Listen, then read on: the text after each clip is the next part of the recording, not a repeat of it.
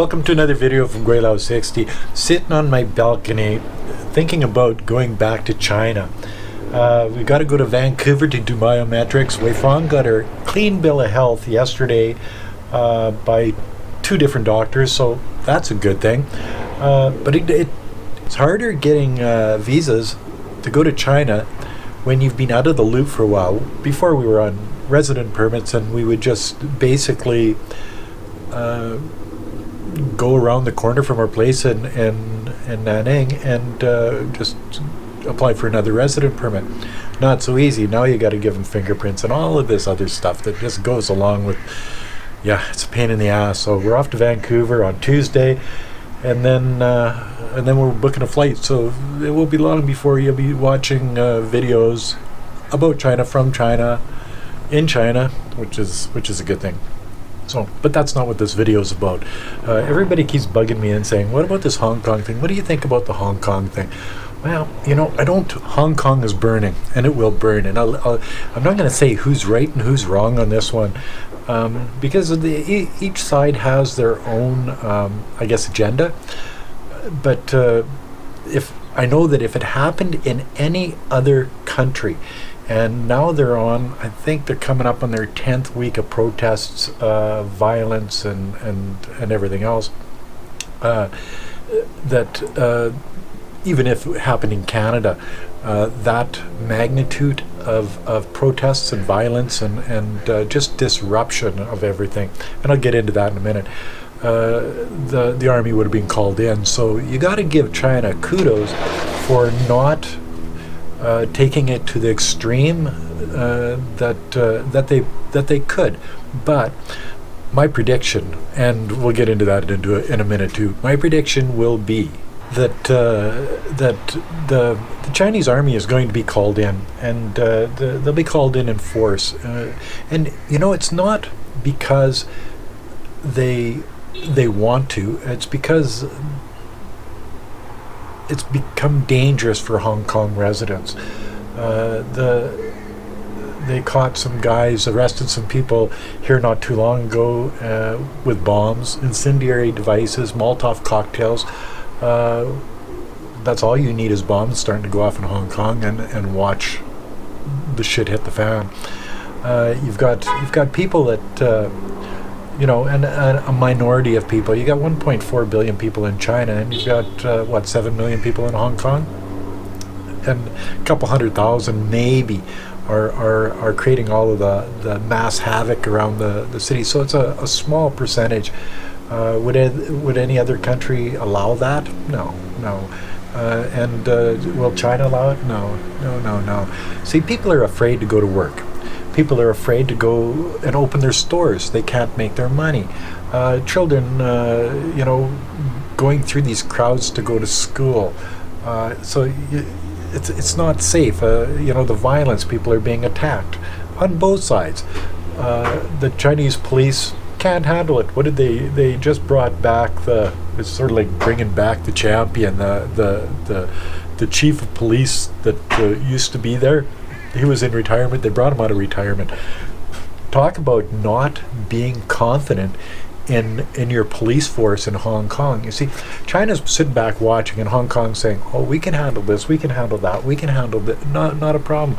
But as they're going through this, obviously after 10 weeks of protests, they're not handling it, and it's just getting worse and worse. So the idea that Hong Kong can take care of this themselves, I don't think they can. As soon as that becomes apparent to the Chinese politicians, you can bet your bottom dollar that the army will be able to take care of that. So as this minority group creates mass havoc and starts demanding things from the Chinese government, they're taking over. They're today, I think they're in the airport, a demonstration in the Hong Kong airport, keeping people from traveling. They're blocking subways. They're blocking roads. People can't get around. disrupting. People have to make a living in Hong Kong. Hong Kong's pretty freaking expensive, let me tell you. I've been there a couple of times, and she's an expensive place to not only live but to do business in. But stores are shuttered because they're scared that looting will take place. These demonstrators, and they say, "Oh, we're not demonstrators." Geez, bees all over me.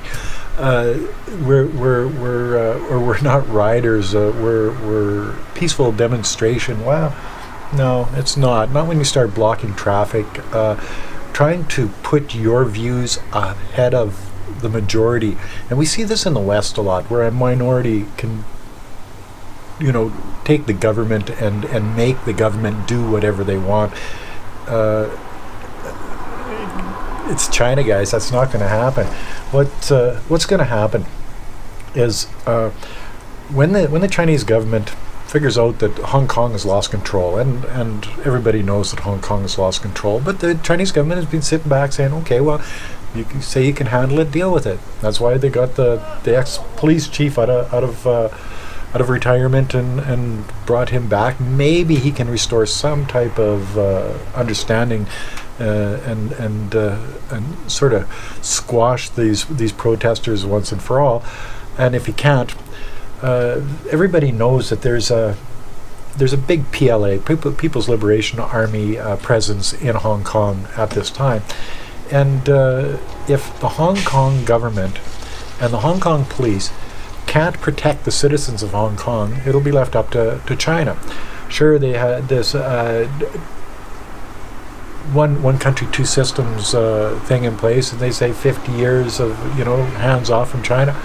Well, you got to understand, Hong Kong is part of China, and the Chinese government is not going to sit back and watch Hong Kong fall into some type of anarchy at the hands of a minority of citizens of Hong Kong, shit disturbers, and so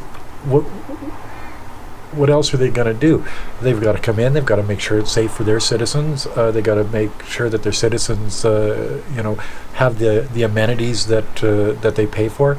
They've got to be able to open their shops and be confident about it. They have to be able to ride the subway and not worry about getting attacked. They have to.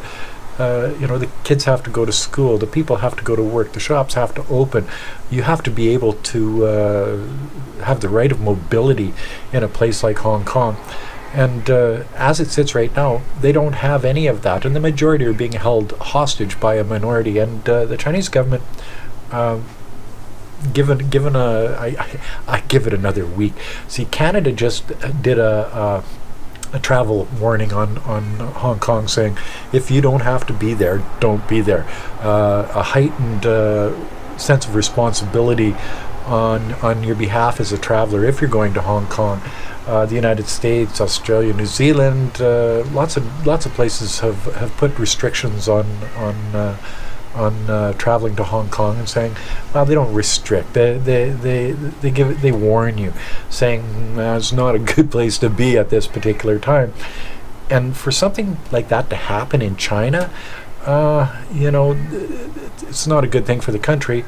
It's not a good thing for face. It's not a good thing for finances. China's been running into a lot of garbage lately with the trade war with the United States, the Meng Wanzhou thing with Canada. You've got the South China Sea thing with Malaysia, Indonesia, Borneo,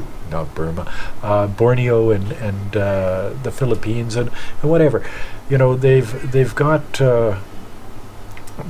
their economy is slowing down, and you hear all the bad things about China, but when China doesn't go in and squash something like this right away, nobody's saying, oh, they're showing restraint, they're giving Hong Kong a chance to deal with this.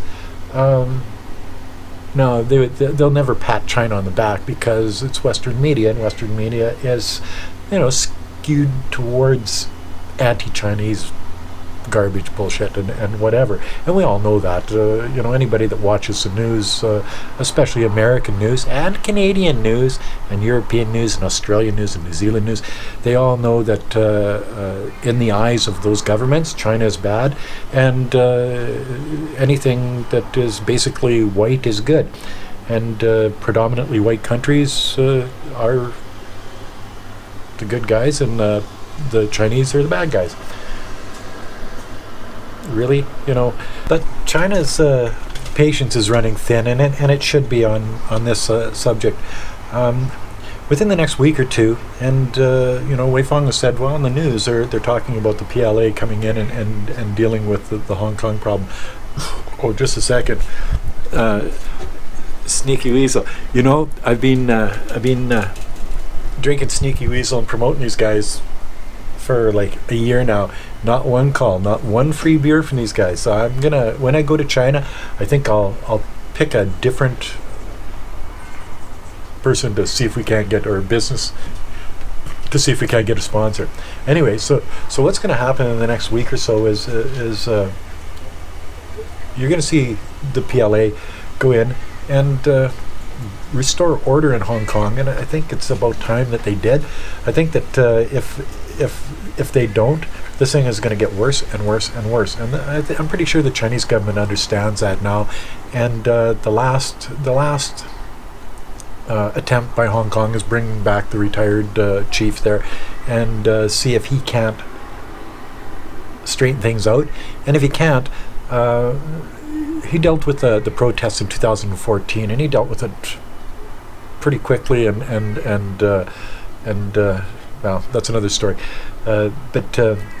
So if he can do the same thing that he did in 2014 today, then yeah, you won't see a Chinese presence going into Hong Kong, the People's Liberation Army. But if I think they'll give them about a week to 10 days. If not, you're going to see that the Chinese government has the power, has the will, and they'll just walk into Hong Kong. They'll declare martial law. They'll make curfews. They'll arrest people. They'll punish them. Rioting in Hong Kong is punishable by 10 years in prison. Okay, so a number of people have been arrested with rioting already, and those people will spend 10 years in prison.